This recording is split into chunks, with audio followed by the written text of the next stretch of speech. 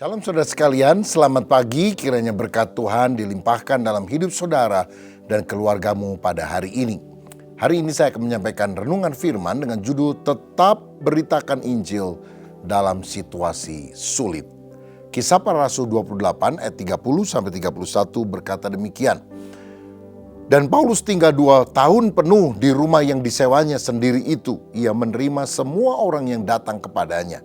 Dengan terus terang dan tanpa rintangan apa-apa, ia memberitakan kerajaan Allah dan mengajar tentang Tuhan Yesus Kristus. Haleluya. Saudara sekalian, Paulus akhirnya tiba di Roma. Dan sebelum menghadap kaisar, dia harus menunggu. Karena tidak gampang ketemu dengan kaisar yang sangat sibuk. Dan dikatakan dia tinggal 2 tahun di sana, dia menyewa rumahnya sendiri. Tetapi ada satu penjaga Roma yang selalu siap sedia. Saudara, menantikan kapan waktunya Paulus akan diadili oleh kaisar.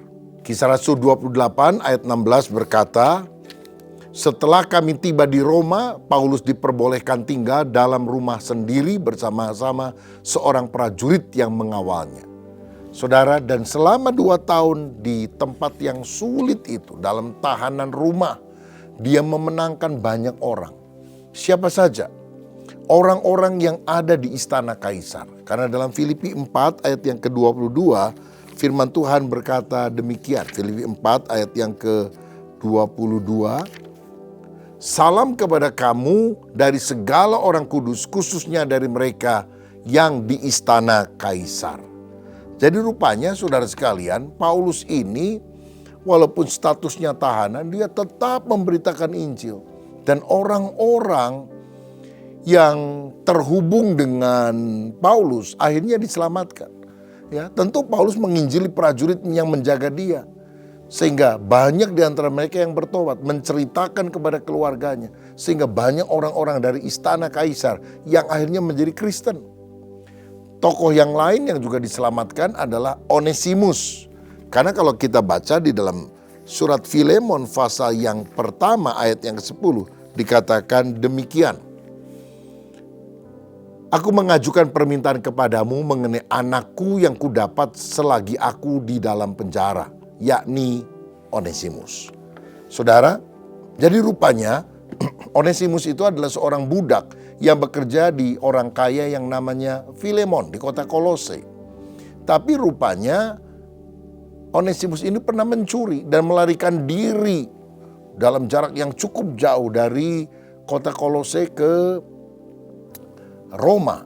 Dan di dalam penjara, Onesimus berjumpa dengan Paulus. Dan Paulus memberitakan Injil sampai Onesimus ini bertobat. Lalu Paulus memberikan surat pengantar agar Onesimus kembali ke sana dan diterima kembali sebagai bukan budak, tapi sebagai saudara seiman. Dan kalau Onesimus pernah merugikan kamu, hai Filemon, aku yang ganti. Karena kamu juga, Filemon, pernah berhutang kepadaku. Hutang nyawa, karena aku yang memberitakan Injil dan mempertobatkan kamu. Saudara, sampai akhirnya Onesimus ini diterima kembali. Dan di kemudian hari dia menjadi salah satu kepala gereja atau penatua yang ada di kota Kolose ini. Nah saudara, dari sini kita melihat bahwa walaupun situasi tidak menyenangkan, Paulus tetap memberitakan Injil. Paulusnya terbelenggu, tapi Injilnya tidak pernah terbelenggu. Dan bukan hanya memberitakan Injil secara lisan, dalam 2 tahun di masa tahanan itu, Paulus adalah orang yang menulis surat-surat pastoral, khususnya kepada orang yang ada di Filipi, Efesus, Kolose, juga kepada pribadi Filemon, dan 2 Timotius juga tampaknya ditulis di penjara di kota Roma ini. Saudara, dari sini kita perlu belajar. Kita harus tetap produktif walaupun kita dalam penjara. Walaupun banyak hal yang membatasi kita, jangan sia-siakan waktu dan kebebasanmu. Bagaimana dengan saudara? Saudara yang gak terpenjara, apakah gunakan waktumu dengan efektif? Apakah engkau menggunakan seluruh talentamu untuk jadi berkat bagi banyak orang? Kita perlu malu hati kepada tawanan yang bernama Paulus yang di dalam penjara tetap memberitakan firman. tetap menulis surat-surat yang ada. Bahkan saudara tahu, lebih kurang setengah kitab Perjanjian Baru ini ditulis oleh seorang rasul yang bernama Paulus.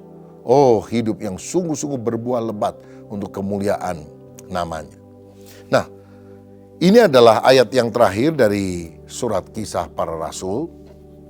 Lukas sebagai penulis tidak lagi melanjutkan Kisah Para Rasul, tetapi kemudian para penafsir dan ahli sejarah mengatakan karena orang Yahudi di Yerusalem tidak melanjutkan tuntutan kepada Paulus, maka akhirnya Paulus bebas. Kita baca misalnya Kisah Rasul 28 ayat 21 dikatakan demikian. Akan tetapi mereka berkata kepadanya, kami tidak menerima surat-surat dari Yudea tentang engkau, dan juga tidak seorang pun dari saudara-saudara kita datang memberitakan apa-apa yang jahat mengenai engkau. Rupanya tidak ada tuduhan lanjutan dari orang Yerusalem ke Roma. Karena apa, saudara? Bukan sekedar jauh jaraknya.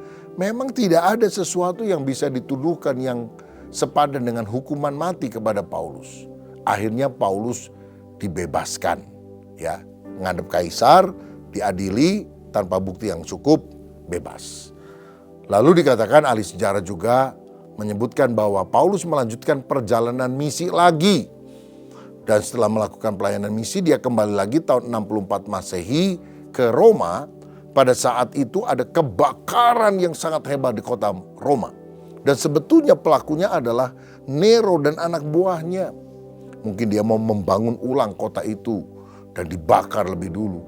Tapi kemudian Nero yang raja jahat itu menuduh orang Kristen yang melakukannya. Maka penyiksaan yang luar biasa terjadi kepada orang-orang Kristen. Pada masa itu Petrus dibunuh, saudara. Dan kemudian juga Paulus ditangkap dan kemudian dia dipenggal kepalanya. Nah, saudara, Paulus akhirnya mengakhiri hidupnya sebagai syahid, mati untuk kemuliaan nama Tuhan sebagai martir, tapi berita Injil telah tersebar kemana-mana.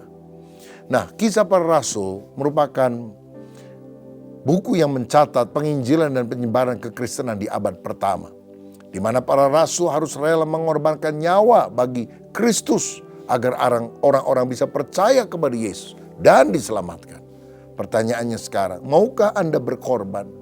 Bukan hanya jadi orang Kristen yang maunya terima berkat, mujizat, tapi memberitakan Injil.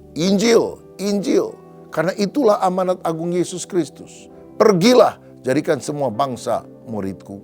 Paulus dan orang-orang Kristen pada abad awal sudah melakukan itu. Mari kita juga melakukannya.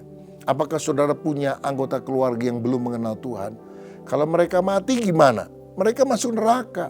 Ini kesempatan yang kita bisa lakukan untuk menjangkau mereka. Ayo, walaupun kesulitan, tantangan, masalah mungkin kita hadapi, jangan kita ragu untuk tetap memberitakan kabar baik kepada semua orang agar mereka diselamatkan. Tuhan Yesus memberkati, mari kita berdoa. Bapa, ajar kami seperti Paulus yang tetap produktif memberitakan Injil, menulis surat-surat supaya orang-orang percaya kepada Yesus. Biar kami tidak pernah berhenti untuk mengobarkan kasih dan sukacita Allah di dalam kehidupan setiap orang yang mau menerima Kristus sebagai Tuhan dan Rajanya. Oh Tuhan, terima kasih untuk pembahasan Kisah Para Rasul yang sangat memberkati, membekali kami. Biar kami juga rindu agar kami dilengkapi dengan kebenaran-kebenaran firman dari surat-surat yang lain. Berkat atas kami dalam nama Tuhan Yesus. Haleluya. Amin. Saya besok masih akan bicara tentang konklusi dari Kisah Para Rasul. Dan kemudian minggu yang akan datang saya akan mulai membahas kitab yang baru, yaitu kitab Efesus, yang menceritakan kekayaan rohani, berkat rohani yang Tuhan siapkan bagi setiap orang yang percaya. Mau terima berkat? Ikutilah doa pagi sehingga kita punya iman yang bertumbuh di dalam Tuhan. Shalom, Tuhan memberkati.